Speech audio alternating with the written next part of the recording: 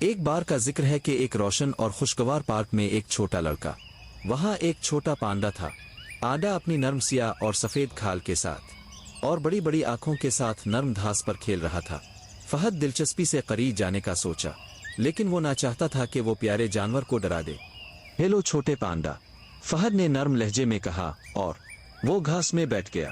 Panda نے سر گھما کر لڑکے کی مہربانی کو سمجھنے کی کوشش کی، پھر ایک نرم ہف کی آواز نکالی اور الفالٹ کر پیٹھ کے بل لیٹ گیا، جیسے فہد کو مزید کھیلنے کے لیے دعوت دے رہا ہو۔ آدا کا دوست شیرو بھی وہاں آ گیا۔ پانڈا اور شیرو فہد کی طرف دیکھتے ہیں۔ آدا بے حد پیار سے اپنی بھرپور حرکتوں کے ساتھ فہد کا پیچھا کرتا، جو ہنستے ہوئے دوڑتا ور درختوں اور بینچوں سے بچتا۔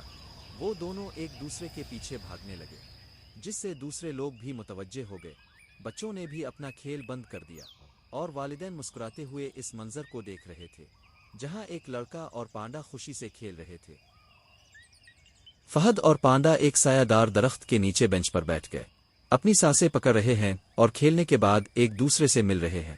فہد اور اس کا دوست پانڈا بینچ سے اتر کر گھاس پر بیٹھ گئے۔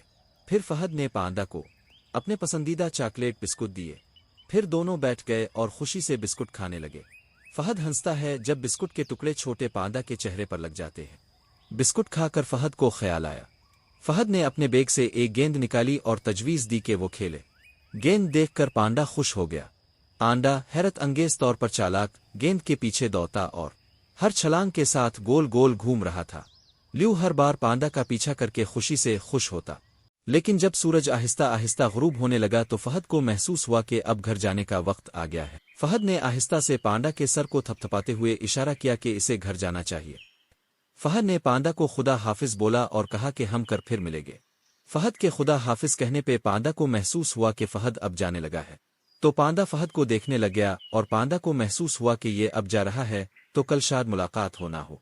تو اب فہد جانے لگ رہا تھا تو پانڈا اسے دیکھ رہا تھا، تو فہد نے محسوس کیا کہ پانڈا اس کی طرف متوجہ ہے اور پریشان ہے، اور واپس پلٹ پڑا۔ اور فہد اور پانڈا ایک دوسرے کو لپٹ گئے۔ تو فہد کے والدین نے دیکھا کہ فہد دوبارہ واپس چلا گیا ہے، تو انہوں نے اپنے بیٹے کو بلا لیا کی طرف روانہ ہو گئے۔ یہی منظر پانڈا دیکھ رہا تھا اور پانڈا پریشان تھا، آخر وہ چلا گیا۔